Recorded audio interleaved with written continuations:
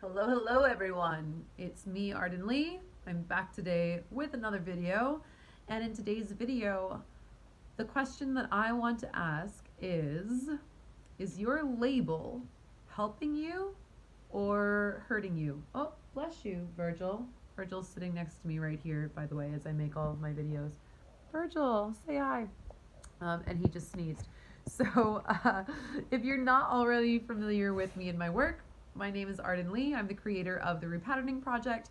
And if you want to learn more about what we do in that 8-week course, in that 8-week incubator, you can go ahead and download the free PDF guide that I have a link to in the description box.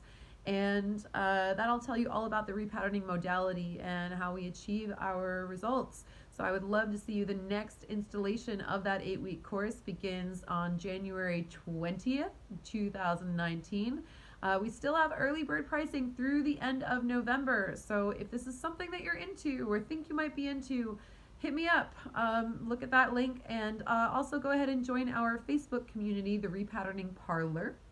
And go ahead and join that. And that's a group that I moderate, full of like-minded individuals who are also on their own personal paths toward growth and self-improvement. So if this is something that you're into, check it out. And I moderate that group as well. So if you have more questions about the course, also you can connect with me that way too. So what do I want to get to today? I want to talk about labels a little bit. Some interesting things that I've been thinking lately about labels. You guys might have noticed that on this channel I released a video not too long ago, maybe last week or so, about whether borderline personality disorder is actually a label that is really better described as a cluster of symptoms of PTSD, especially PTSD that gets labeled in women as borderline personality disorder. So I sort of want to talk about this from this angle, but it's really not just about borderline or any one label. It's kind of about all labels in general. But I'll use borderline right now as just as an example to start this video off with. This is like such a deep and sensitive subject, and I have so much compassion around it. There was something I noticed, which was when I started sort of awakening to some of the realities behind borderline personality disorder that a lot of clinicians were speaking about, Bessel van der Kolk being one of them. There was there was a paper that I just looked up recently that was essentially talking about the symptoms of BPD and how they are, quite likely related more to trauma than an actual personality disorder or any kind of character flaw, kind of inherent problem with someone's brain or someone's personality. They're actually reactions in many ways to trauma. Interestingly enough, Bessel van der Kolk, who is the author of The Body Keeps the Score, whose work in part helped me to sort of discern some of these issues. He actually proposed an entry in the DSM-4, which I believe was released in the 90s. Here, Virgil, you can sit here. He proposed an entry for something called DESNOS, DESNOS, disorder of extreme stress, not otherwise specified, which was essentially an early iteration of what would later become known as complex PTSD, at least in the way that I remember him describing it. Virgil, why are you throwing so much shade at the camera? Do you not like sitting here, or are you just mad that I'm talking because you're trying to nap? I apologize, but if you want cat food in your dish, then we're gonna have to make videos for YouTube. Do you understand? Thank you.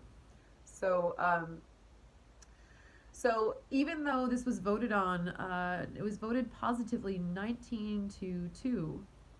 It did not, for some reason, make it into the final edition of the DSM, and apparently to this day nobody really knows why.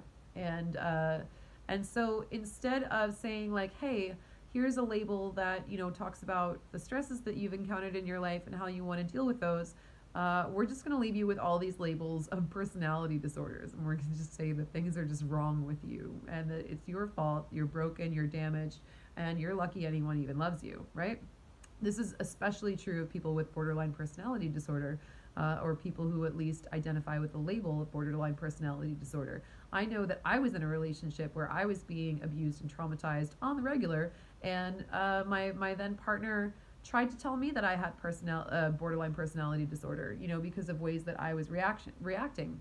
And I look back at that, and I now understand that what I was doing was I was responding to trauma. I was responding to extreme stress that was brought about very much in part by this person I was dating, who was then accusing me of being the wrong and broken one.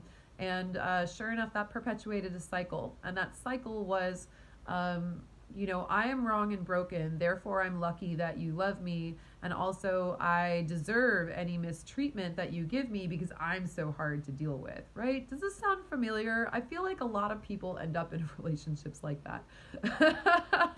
I feel like that's something that's a pretty, like, that's a thing that happens to more people than just me. So anyway, where I really started looking at this, I met this girl online. I haven't met her in person, but I came across her online. I've seen some of her writings, and she really identifies with having borderline. She has, she's really like she's really seems to be.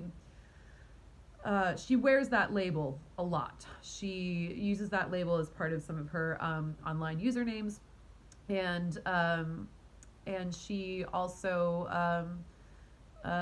She talks about the fact that her diagnosis was a relief for her because it really finally put a name to something. And so I want us to really be able to discern when our labels are useful and when they're not. And I don't think I think, certainly some labels are more useful than others, like inherently, like some labels have a lot more shame around them, right? So if you're, if you're someone who's grown up, as a marginalized person, maybe a member of the LGBTQ community, maybe someone who is a member of another race, and you've been called like slurs, slurs that try to knock you down for what you were born as, that's obviously an example of a bad label, right? Unless you're someone who's like reclaiming it. If you're a woman who is, let's say, like you're in that sort of like riot girl, fourth wave, I guess maybe it's third wave, might be third wave feminism of like, I'm gonna reclaim words like slut and whore, like for example in this past 2016 election, during the debates, women reclaiming the term nasty woman, because Trump said it about Hillary Clinton, right? So most of those labels are not things that are going to help you, unless you are reclaiming and turning it around for your own narrative. And honestly, in my personal opinion, you guys, I don't even want to claim any label that even sounds derogatory. I don't want to have to turn it around and spin it, because I'm still then being in reactivity to the people who are giving me that label in the first place. And while I'm taking their power out of it by reclaiming it for myself and saying, no, that's not an insult, call me a nasty woman all you want, I still really believe in the power of language and words, and that's just not the label that I would choose for myself. I'm like, no, I don't want to be nasty. Like, there's no, that's not. I want to be, a respected woman, a beloved woman, a cherished woman. I want to be a valued woman. All this stuff. So again, that's the question for me, whether that label is helping me or hurting me. For other people, that might be different, right? But there might also be labels that, that doctors or psychiatrists or people have put on you that maybe they try to help you. Maybe they're helpful in the beginning to help you define what what you're coping with. For example, if you finally discover after however many years, that there is an explanation for certain ways that you act, for certain behaviors and patterns that you have, Sorry about that, everyone. My phone glitched. I ran out of storage. It happens when you make as many videos as I do and you don't delete them all the time. Anyway, what I was saying before is there are certain labels that that actually do help people to identify what is going on with them. I've known people who have gotten diagnoses of autism in their adult lives, and suddenly so many of their behaviors and the ways that their brains work have suddenly made so much more sense to them. They're like, oh, that explains that, and that explains that I have needs that might be slightly different from other people's, neither greater nor lesser, but just a little different. And now I feel empowered to connect with other people and see how they manage and meet those needs for myself and take better care of myself because I have this self-knowledge, right? But if we let that label, so that is an example of a label that might help for whatever reason.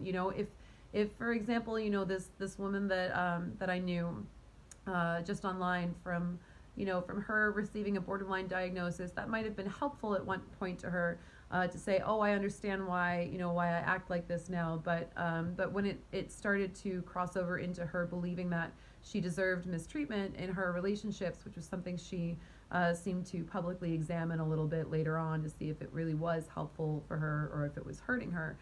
That was something that was really important to discover and to discern. Similarly, even in an autism diagnosis, while it might be helpful at first, can certainly turn into it can turn into another limiting belief, right? Our labels, basically, if they allow us to gain more self-knowledge and understand how we work, how our brains work, how our bodies work, if our labels define us in ways that are empowering, then they're really great and they're going to be super helpful. However, it's so easy for our labels to also turn into boxes that we put ourselves into to limit ourselves. Well, I can't do this because I am this, or I can't do that because I'm that, or I deserve to be treated as lesser, because I am different, because I am this label, because I am whatever. So that's the real question that I want to ask for you is, at the end of the day, the labels that you put on yourself are, it's not as though you can choose what you're born with, but certainly you can choose what you identify with to at least a strong degree. Or even if there are things about yourself that you can't change, your height, your race, your so many different things. You can change the relationship with how you identify those things. So I invite you to look at those, look at all the labels that you put on yourself, and ask yourself whether it's helpful to you in defining who you are in a way that empowers you, or whether it's actually limiting you. And if it is limiting you, I invite you to redefine that label for yourself, or to remove it altogether, jump out of the box, whatever gives you the most feeling of empowerment that allows you to move forward in the best way. No one can tell that but you, but I definitely invite you to examine that. Thank you for watching. I'll see you in the next video.